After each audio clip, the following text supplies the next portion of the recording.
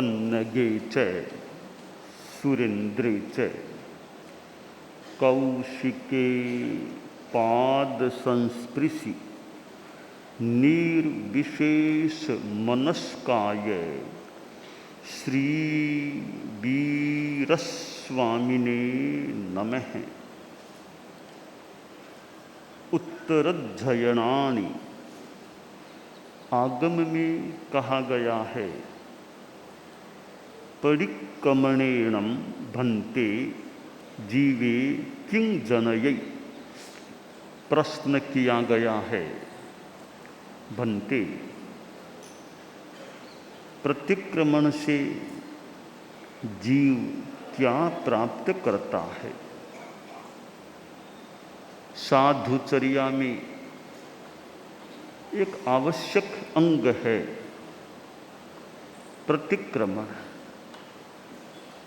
प्रातः और सायं सूर्योदय से पूर्ववर्ती एक मुहूर्त और सूर्यास्त से उत्तरवर्ती एक मुहूर्त, ये दो मुहूर्त प्रतिक्रमण का समय होता है और यो निर्धारित समय है। सामान्यतया ऐसा नहीं कि अभी नहीं तो 1 घंटा बाद 2 घंटा बाद कर लेंगे,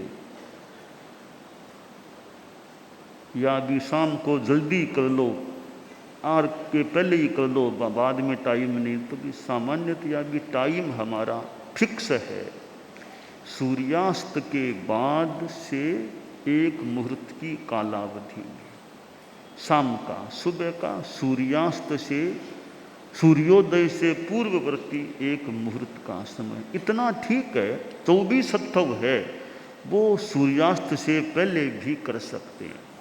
24 है, इच्छा में परिक्रम रिया भैया तस् उत्तरी लोगस लोगस नमोत्थुनम, इतना जो इसको 24 बोले तो यह सूर्यास्त से पहले भी किया जा सकता है। सूर्यास्त से बहुत ज़्यादा पहले नहीं, 12 मिनट सूरज अस्त होने में घटे उस कालावधि में कर लें भले। और कि टाइम कम है, एक मुहूर्त होने वाला है, तो 2 नमोत्थुनम जो हैं लास्ट के, वो एक मुहूर्त की संपन्नता के बाद भी कर सकते हैं। पंचपद वंदना है, वो बीच में न करके एक मुहूर्त के बाद में भी कर सकते हैं। अपेक्षा लगे भी टाइम कम रह रहा है, कम है, तो ये चीज़ें बाद में भी कर सकते हैं। बाकी प्रतिक्रमण यूँ 24 पहले कर ले। अब संवत्सरी का प्रतिक्रमण है, मान लो लंबा ध्यान है, 24 तो सूर्यास्त से पहले ही कर लो।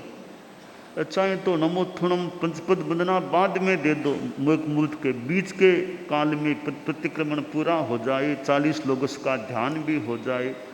वैसे ध्यान भी चाहे तो एक मुहूर्त के बाद में भी 4 लोगस तो कर लिया मूल प्रतिक्रमण में, फिर 40 लोगस का बाद में कर लें एक मुहूर्त के, ये भी एक प्रावधान। तो कुल मिलाकर हमारा प्रतिक्रमण का एक समय वो निर्धारित है। और फिर मंडली प्रतिक्रमण है कि भाई संत हैं, भाई सारा समूह प्राय कोई विशेष कारण आदि छोड़ दें, एक जगह एक उपस्थित हो जाएं, साधुयाँ एक जगह उपस्थित हो जाए, मंडली में सामूहिक रूप में प्रतिक्रमण करें। जैसे आहार साथ में बैठकर अगर करते हैं, प्रतिक्रमण भी साथ बैठकर कर लें। यह मंडली प्रतिक्रमण है। न्यारा में भी, गुरुकुलवास में भी कोई विशेष स्थितियां छोड़ दें, विशेष कारण छोड़ दें, तो भी एक जगह बैठ करके प्रतिक्रमण करें। तो न्यारा में भी, यहाँ भी न्यारा में 5 साधवियाँ है, 4 साधवियाँ, हो सके तो भी एक साथ पास बैठो, प्रतिक्रमण करो। संत भी पास बैठ कर करें। 2-3 ठाना ही है, हो सके तो पास बैठ कर कर लो। गुरुकुलवास में ही साधवियाँ हैं, संत अपने अपने ठिकानों में सामूहिक रूप में बैठ के फिर विधि है हमारी, खड़ा होना, कहीं बैठना। अब जो घुटनों में दर्द आदि नहीं है और कोई तकलीफ कठिनाई अपेक्षा नहीं है तो खड़े खड़े करना टाइमली, मतलब ध्यान करना है, खड़े खड़े करें। बड़ा ध्यान है, लोग उसका ध्यान कर सकें तो खड़े खड़े करें। फिर खमास मनो है, उठ बैठ कर लेना। तस्य सब्बस्य वाले में बैठने की वो मुद्रा बना लेना, एक घुटना ऊपर करके एक या नीचे करके जो है। नमोत्थुणम है, उसकी जो विधि है, एक घुटना वो थोड़ा ऊंचा करके बायां। अगर विधिवत कर सके तो विधिवत है। जो कोई शरीर ठीक है और कोई दिक्कत नहीं तो उठ बैठ कर विधिवत प्रतिक्रमण करें। पूरा नहीं तो आधा पूरा तो विधिवत कर लें, बाकी बैठे बैठे कर लो। जैसी अपनी वृद्ध है तो ठीक है, बैठे बैठे कर लो। तो आचार्य भिक्षु की बात आती है कि खड़ा खड़ा प्रतिक्रमण करता। गुरुदेव तुलसी ने तो उसका उल्लेख भी किया। खड़ा खड़ा पड़ी कमणों करता, खड़ा खड़ा पड़ी कमणों करता, बूढ़ा पैरो ध्यान न धरता,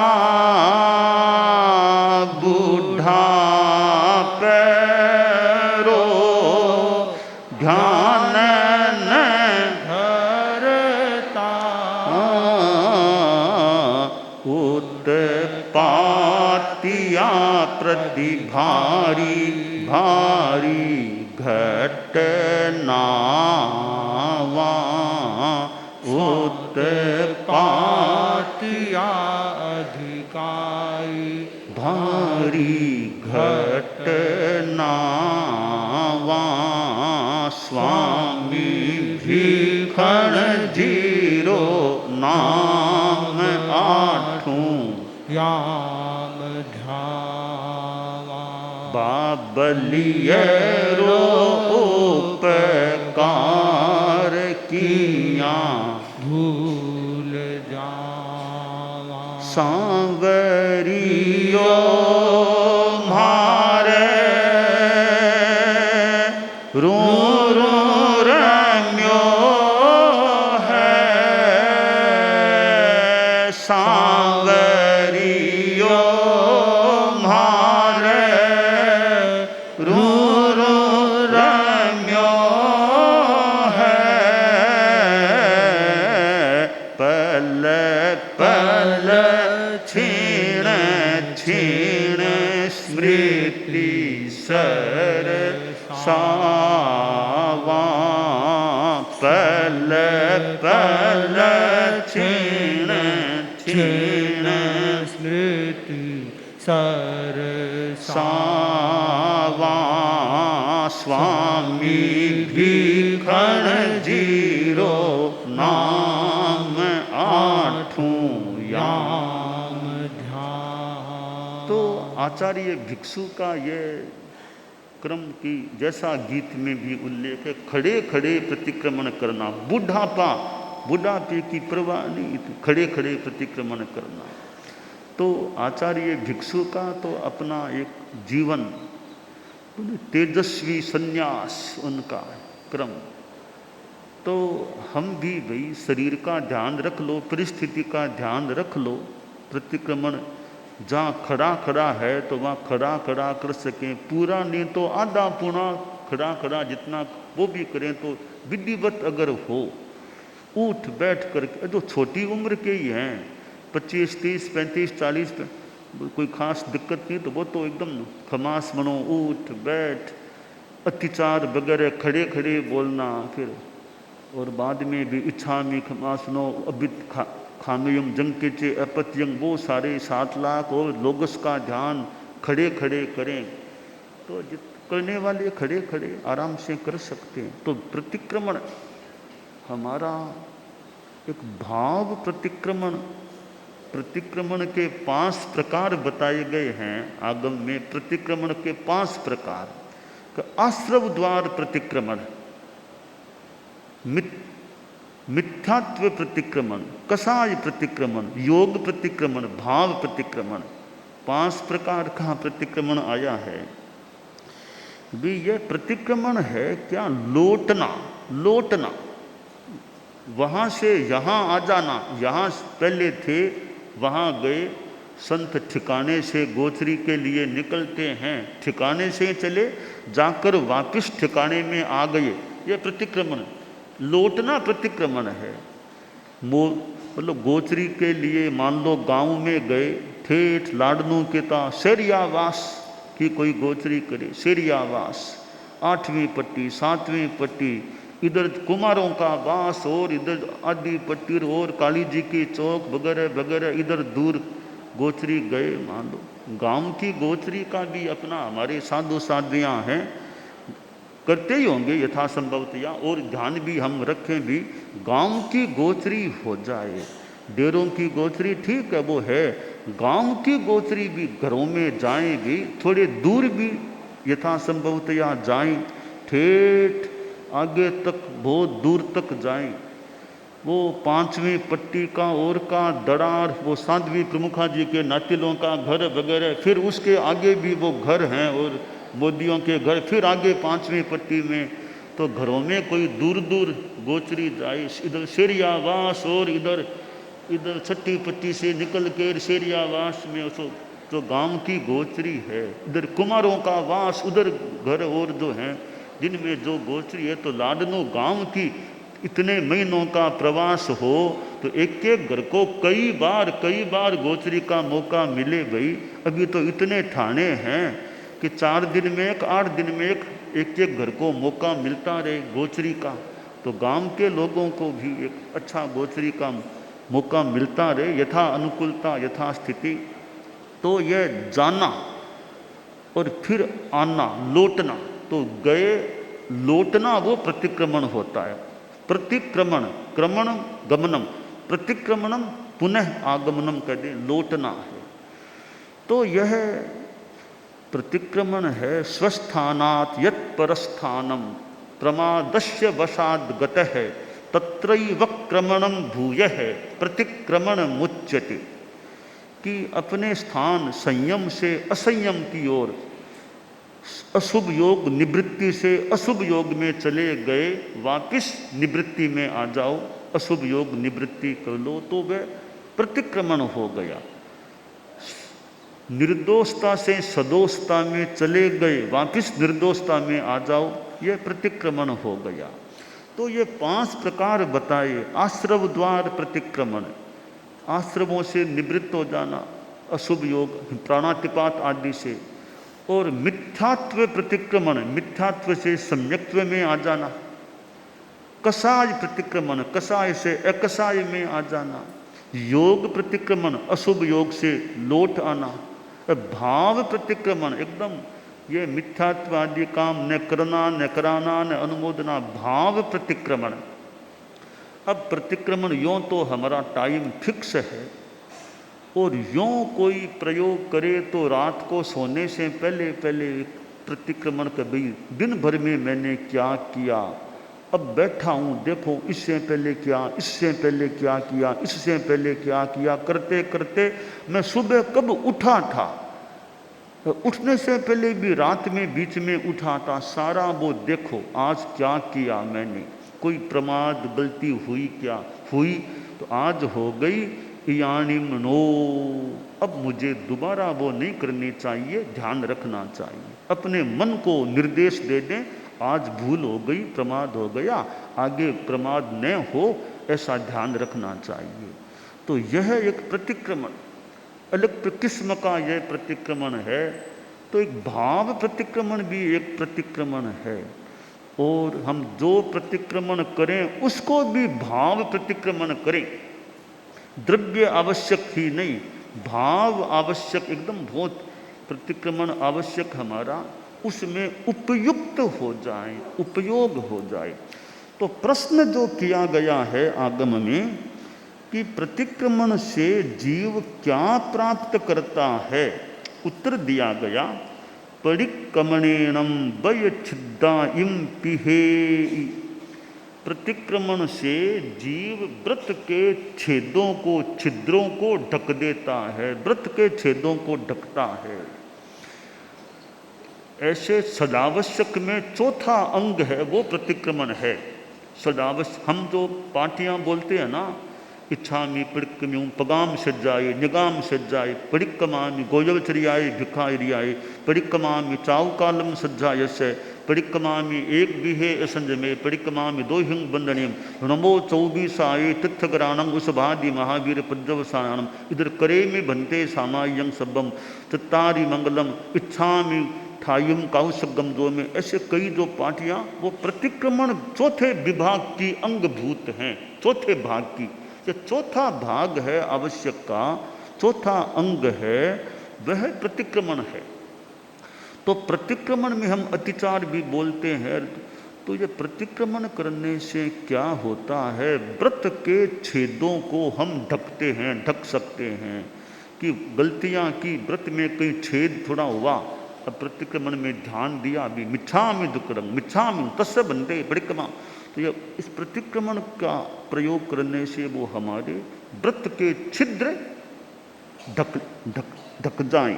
तो पहला लाभ बताया है, व्रत के छेदों को ढकता है साधक। अब बात है कि व्रत के छेदों को ढकने से क्या होता है। तो वह व्रत के छेदों को ढकने वाला 5 लाभ प्राप्त कर सकता है। 5 बातों का लाभ हो जाए। आगम में जो बताया गया है, पिहिय वय छिद्दे पुण्य जीवे निरुद्धासवे असबल चरित्ते अट्ठसु पवयन मायासु उव उत्ते अपुहत्ते सुपणि ही बिहरई। कि व्रत प्रतिक्रमण से व्रत के छिद्रों का ढकना हो जाता है। व्रत के छेद ढक लिए जाते हैं तो 5 बातों का लाभ हो जाता है। 5 अच्छी स्थितियां बन सकती हैं। पहली स्थिति क्या है, निरुद्धासवे, आश्रव निरुद्ध हो गया। अशुभ योगों में गया हुआ था, अब निवृत्त हो गया। तो अशुभ योग आश्रव से जो कर्म बंधन हो रहा था वो बंद हो गया। यह कितना बड़ा लाभ हो गया प्रतिक्रमण से, व्रत छिद्रों के ढके जाने से। निरुद्धाश्रव, जीव का आश्रव निरुद्ध होता है। हिंसा झूठ आदि प्रवृत्तियां हो रही थी, अब ढक लिया जाग, तो अब वो आश्रव निरुद्ध हो गया। तो जीव प्रतिक्रमण से व्रत छेदों को ढकता है और ढकने से वह निरुद्धाश्रव बन जाता है, पहला लाभ। दूसरा लाभ बताया है, असबल चरित्ते, चारित्र में कहीं धब्बे दोष लगे हैं वो साफ हो जाते हैं, धुल जाते हैं। तो चारित्र की चद्दर बेदाग होती है, असबल होती है। सबल दोष आते हैं ना, तो असबल धब्बों से रहित चारित्र, चारित्र रूपी चद्दर है वो धब्बों से रहित हो जाए। हमारे संत लोग पछेवड़ी ओढ़ते हैं कि पछेवड़ी जैसे नई पछेवड़ी ओढ़ी तो कितनी उजली है नई पछेवड़ी। तो चारित्र रूपी जो पछेवड़ी वो हमारी, वो भी उजली रहे। तो प्रतिक्रमण करने से फिर यह कहीं धब्बा लगा, जैसे कहीं कोई छिंटा लग गया, माँ तुम गोचरी गए, कहीं कोई छिंटा वो लग गया था, यहाँ आकर के धो लिया तो वो असबल, पछेवड़ी असबल हो गई, साफ हो गई, धब्बा मिट गया। इसी प्रकार हमारे चारित्र में जो कोई दोष लगा प्रतिक्रमण करने से फिर वो धब्बा उतर गया, तो असबल चरित्ते, असबल चारित्र वाला साधु बन जाता है। ये दूसरा लाभ। तीसरा लाभ क्या है, अट्ठसु पवयन मायासु उव उत्ते, प्रतिक्रमण करने से, व्रत छिद्र पिधान होने से साधु 8 प्रवचन माताओं में उपयुक्त दत्तचित्त जागरूक बनता है। प्रतिक्रमण किया, ध्यान दिया, पांच समितियाँ, इरिया समिति, शरीर प्रमाण, भूमि को देख, इंद्र, सारा बोला, सोचा, ध्यान से करेगा, अरे मुझे जागरूक रहना है, मेरे इरिया समिति में दोष न लग जाए भाषा में। तो ये प्रतिक्रमण करने से जागरूकता बढ़ती है, बढ़ सकती है। साधु अच्छी तरह प्रतिक्रमण करे तो समितियों गुप्तियों के प्रति जागरूकता का भाव आ सकता है। तो तीसरा लाभ है प्रवचन माताओं में जो 8 हैं, 8 प्रवचन माताओं में उपयुक्त हो जाता है साधु, जागरूक बन जाता है। ये तीसरा लाभ है। चौथा लाभ अपुहत्ते, अपृथक्त्व है। एक अलग नहीं, संयम से अलग नहीं, एक रस, संयम के प्रति एक लय, एक रस बन जाता है। एक लय हो, एक रस हो, भाव तन्मयता वरु। बोलते हैं ना, वंदना आनंद पुलकित विनय नत हो मैं करूं। एक लय हो, एक रस हो, भाव तन्मयता वरु, भाव तन्मयता वरु। तो प्रतिक्रमण करने से, व्रत छिद्र विधान होने से साधु संयम में एक लय, एक रस बन जाता है। संयममय, संयममय उसकी चेतना हो जाती है। तो संयम में एक रसता आ जाती है, ये प्रतिक्रमण व्रत छिद्र विधान से। यह चौथा लाभ है।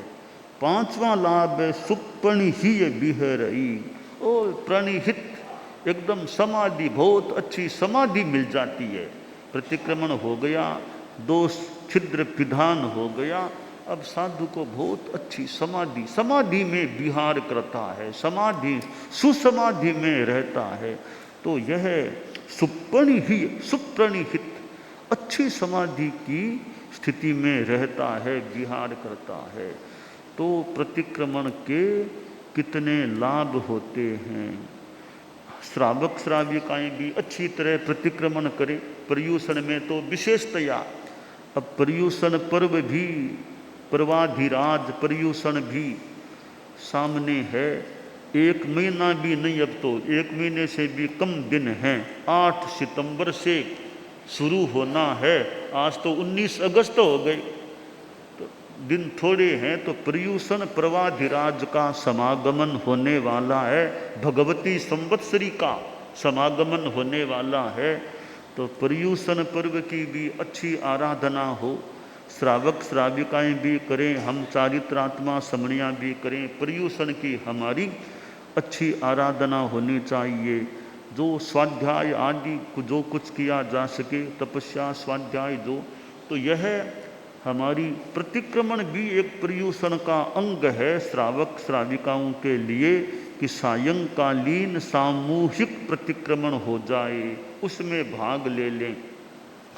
तो यह प्रतिक्रमण की अपनी जो महिमा है कि 5 लाभ बता दिए कि प्रतिक्रमण करने से मूल बात है व्रत के छिद्रों का विधान वो बंद होते हैं, भर जाते हैं। और ऐसा होने से जीव को 5 लाभ हैं।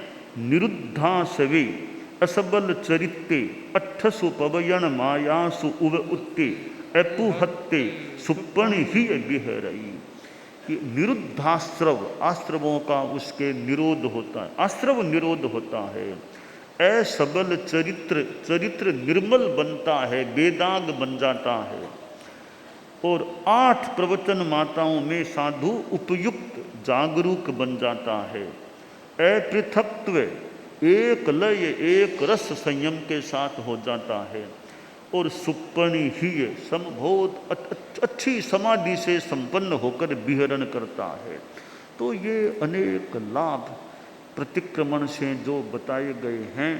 तो हम चारित्रात्माएं हैं, समणियाँ हैं, वो हम प्रतिक्रमण के प्रति कितनी जागरूकता रखें। अब वो हमारा कितना अच्छा प्रतिक्रमण होता है, यह हम अगर ध्यान दें, प्रतिक्रमण का पाठ अच्छा है या नहीं, दूसरों को मौका हो तो सुनाएं, अभी तो गुरुकुलवास में इतने चारित्रात्माएं हैं, भाई अपना टेस्ट करा ले, टेस्ट मेरा प्रतिक्रमण उच्चारण कैसा है, कहीं भूल तो नहीं गया है।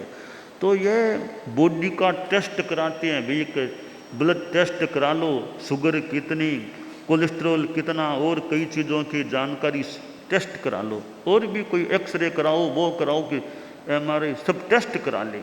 तो भी बॉडी चेकअप कराते हैं, वो भी मान लो शरीर की एक अपेक्षा हो सकती है। तो इट इज प्रतिक्रमण टेस्ट, प्रतिक्रमण का चेकअप टेस्ट कराएं, मेरा शुद्ध है यानी कोई मेरा सुनो, जो जानकार हैं, थोड़े अच्छे हैं, जिनका प्रतिक्रमण अच्छा है, वो सुन ले भी कहीं पाठ भूल तो नहीं गए ना, छूट तो नहीं गया है ना, पाठ कहीं खाते तो नहीं आना बीच में, तो वो पूरा पाठ याद है या नहीं, बीच में छूटता तो नहीं है, या कोई पाठी भूल ही गई, याद ही नहीं है, अवस्था आ गई, सा प्रतिक्रमण सुनाओ, थोड़ा सा बोला बस बस याद ही नहीं, बोल नहीं पा रहे हैं। तो ऐसी स्थिति न बन जाए, वृद्ध अवस्था में हैं, 80, 85, 90, कहीं प्रतिक्रमण भूल तो नहीं गए हैं ना, ऐसा नहीं कि भूल ही गए प्राय प्राय, तो दूसरों को सुनाएं, लगे कहीं भूल गए तो अभी भी याद करने की चेष्टा करें कि प्रतिक्रमण पूरा कंठस्थ, एकदम कंप्लीटली कंठस्थ रहना चाहिए हमें, और बराबर होता रहे। अब इसके लिए हम प्रतिक्रमण शाम को सुबह मन में ही करते हैं, मन बोलते नहीं है, मन में ही ज़्यादा करने से विस्मृति होने की संभवतः संभावना है। तो थोड़ा बोल बोल के करने की आदत, तो थोड़ा धीरे बोलो, भले बोल बोल के प्रतिक्रमण करने की अगर आदत, या प्राय बोल लें, थोड़ा भले मन में बोल लें, मान लो पूरा का पूरा बोलें तो बहुत ही बढ़िया बात है।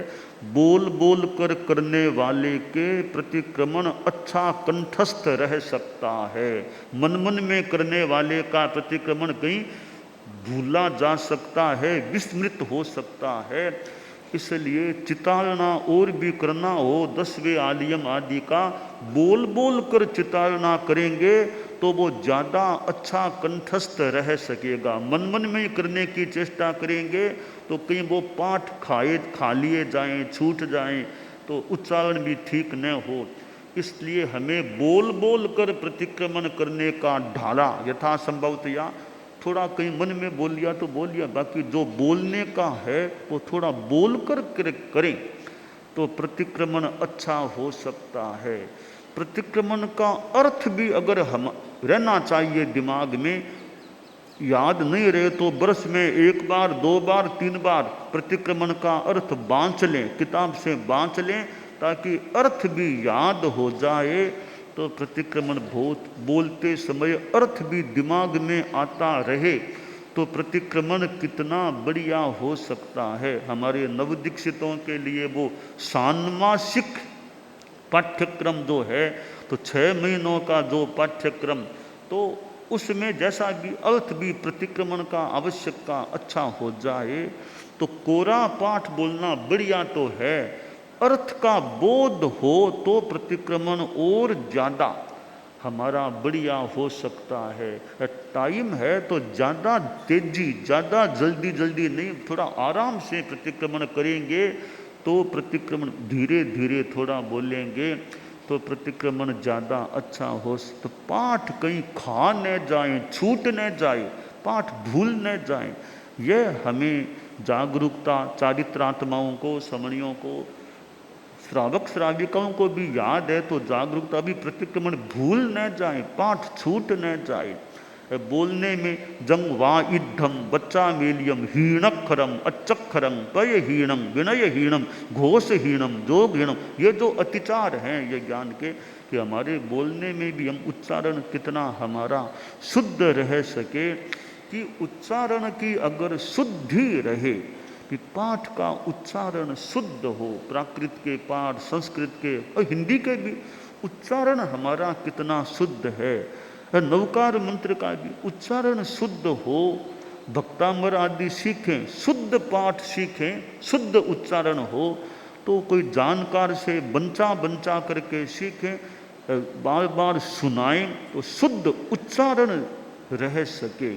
तो ये घोष की विशुद्धि, उच्चारण की शुद्धि हमारे रहे तो दीर्घ कहाँ, ह्रस्व कहाँ, अनुस्वार कहाँ, विसर्ग कहाँ, इन कई चीज़ों पर ध्यान दे लें। संयुक्त कहाँ, कुछ बातों पर ध्यान दे लेने से उच्चारण शुद्ध हो सकता है। जैसे ह्रस्व है या दीर्घ, यह ध्यान दे लो, यह ह्रस्व है या दीर्घ, छोटी ई है या बड़ी ई, छोटा ऊ बड़ा, तो ह्रस्व है या दीर्घ, इसका ध्यान दे लें। पहली बात, संयुक्त अक्षर है या संयुक्त अक्षर नहीं है, इस पर ध्यान दे लें।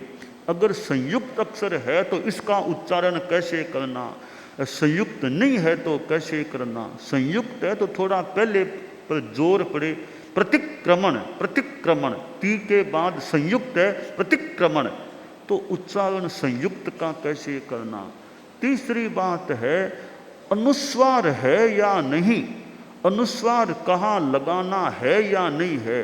अब हिंदी में भी है, अब वो लिखते हैं है या हैं, कोई भेद ही नहीं है और हैं का। अगर मान लो भेद ही नहीं है, कहाँ है करना और कहाँ है करना, कि बहुवचन है तो अनुस्वार लगाओ, एक वचन है तो अनुस्वार मत लगाओ। जो विधि है तो वो चूंद भी नहीं खुली है कि अनुस्वार कहाँ लगाना होता है कहाँ नहीं लगाना होता है। बोलते हैं तो भी सूक्ष्म बात है, कहाँ हम हैं बोलते हैं और कहाँ है बोलते हैं, ये सूक्ष्म एक ध्यान दिया जाए। लिखने में भी बोलने में अनुस्वार कहाँ होना चाहिए कहाँ नहीं होना चाहिए, तो ये चूंद खुल जानी चाहिए भी, कहाँ अनुस्वार लगाना कहाँ नहीं लगाना, बोलने में भी लिखने में भी। तो अनुस्वार का ध्यान देना अपेक्षित है शुद्ध उच्चारण के लिए। और विसर्ग, विसर्ग है या नहीं, विसर्ग है तो कैसे बोलना, विसर्ग नहीं है तो कैसे बोलना। अब विसर्ग है तो जिनह है, राम है, साधु मुनि, ये विसर्ग का उच्चारण है। विसर्ग नहीं है, साधु मुनि राम जिन, तो विसर्ग है तो कैसे उच्चारण, बिना विसर्ग का कैसे उच्चारण, यह ध्यान दे लें। यूँ कुछ बातों का ध्यान दे लें, थोड़ा शांति से पाठ करें, धीरजाई से पाठ अगर करें तो हमारा उच्चारण है वह भी शुद्ध हो सकता है। और कई जानकारों को सुनाएं भी, मेरा उच्चारण कैसा है, पाठ छूट तो नहीं, दूसरों को सुनाएं तो उससे भी उच्चारण भी शुद्ध करने का प्रयास किया जा सकता है। सीखते समय उच्चारण शुद्ध सीखें। कई बार अशुद्ध को घोक लिया, सीख लिया, जम गया, बाद में उसको मिटाना थोड़ा सा कठिन काम। छोटे संतों के कोई पाठ अशुद्ध जम गया है, अब जमने के बाद उसको मिटाना ठीक करना थोड़ा श्रम साध्य काम हो सकता है। कि है तो कि है अयिक कमे, तो बोलते हैं अयिक कम्मे, वही कम्मे, ये कम्मे कम्मे बोलते हैं, तो कम्मे नहीं है, एक ही मैं ना, दो में हो तो अयिक कम्मे बोलेंगे, कम्मे दो, एक ही मैं है, अयिक कमे वही कमे। अब छोटे साधु के जम गया कम्मे, अयिक कम्मे वही कम्मे, अब उसको जम गया, वापिस उसको ठीक करना थोड़ा मुश्किल काम, या थोड़ा श्रम करने से ठीक हो। तो सीखते समय सिखाने वाले ध्यान दें भी उच्चारण ठीक इसके रहे। तो छोटे साधु साध्वियाँ समनियाँ हैं, ये मुमुक्षु वगैरह हैं, इनको जो प्रतिक्रमण आदि सिखाएं, वो सिखाने वाले ध्यान दें कि उच्चारण यो शुद्ध सीखें। और सिखाने वालों का उच्चारण कैसा है, ठीक है या नहीं, सिखाने वालों का खुद का उच्चारण कैसा है, उनका खुद का अगर ठीक नहीं है, हमारा खुद का भी ठीक नहीं है, तो विद्यार्थियों को बढ़िया हम कैसे सिखा पाएंगे। तो हमारा खुद का उच्चारण ठीक हो तो दूसरों को हम अच्छा सिखा सकें। तो टीचर्स ट्रेनिंग या सिखाने वालों की भी अपेक्षानुसार ट्रेनिंग हो जाए भी कि ऐसे सिखाना है। तो जो सिखाने वाले हों वो खुद का उच्चारण भी अगर बढ़िया रखें तो वो दूसरों को भी, या उच्चारण करने के लिए भी मैं भले सिखाऊं, उच्चारण की बात अमुक मुनि जी के पास वहाँ सीखो, उनका वंचाना उनसे किया करो, उनका उच्चारण ठीक है। तो यह प्रतिक्रमण में भी और भी ग्रंथों में आगम आदि में अगर उच्चारण हमारा अच्छा रह सके तो फिर हम अर्थ का बोध भी आसानी से थोड़ा संस्कृत का और ज्ञान है, प्राकृत का ज्ञान हो तो अर्थबोध भी आसानी से हो सकता है। एक तो अर्थबोध हम किताब को पढ़ कर करें, बढ़िया है, दिक्कत नहीं। एक हमारा अगर ज्ञान इतना बिना अनुवाद को पढ़े मूल पाठ को देखने से अर्थ का प्राय ज्ञान हो जाए, मूल पाठ को देखने से ही, अनुवाद ज़्यादा पढ़ने की जरूरत ही नहीं है, बस मूल पाठ पढ़ा, मूल पाठ पढ़ने से अर्थ क्या दिमाग में आ गया। यह एक अच्छी स्थिति हो सकती है। हमारे साधु साध्वियाँ बैठे हैं, समणियाँ भी, कि अगर हमारी यह विकसित स्थिति हो जाए कि आगम का पाठ पढ़ा, प्राय अनुवाद देखने की जरूरत ही नहीं है, मूल पाठ को देखा, मोटा मोटी अनुवाद हमारे दिमाग में आ गई, यह इसका अर्थ होना चाहिए। और कभी कभी तो कि भी अनुवाद में कहीं गलती है क्या, तो अनुवाद में गलती रह गई, मूल पाठ देखने से निर्णय हो जाए यह अनुवाद में गलती रह गई है, इसका संशोधन होना चाहिए। तो जिनका अच्छा यूँ विकास है ज्ञान का, वे बिना हिंदी अनुवाद को देखे भी केवल मूल पाठ को देखकर भी प्रायः काफ़ी एक अर्थ को पकड़ने की स्थिति में आ सकते हैं। तो वो हमारा विकास हो जाए कि बिना अनुवाद को देखे मूल पाठ को पढ़ें और प्रायः वो अर्थ क्या है वो पकड़ में समझ में आ जाए, तो कई ज्ञानियों का ऐसा भी विकास हो सकता है। तो शुद्ध उच्चारण है कि शुद्ध पाठ किया, अब याद किया हुआ है, शुद्ध पाठ याद है, थोड़ा ज्ञान अच्छा है, तो बिना अनुवाद देखे चितालना करते करते दिमाग में आ जाए इसका यह मीनिंग, इसका यह अर्थ है। थोड़ा बहुत फिर टिप्पण आदि और देखना हो तो देख लें। तो यह हमारा जो प्रतिक्रमण है वो एक हमारी साधुचर्या का तो एक अंग है, रोज 2 बार करना।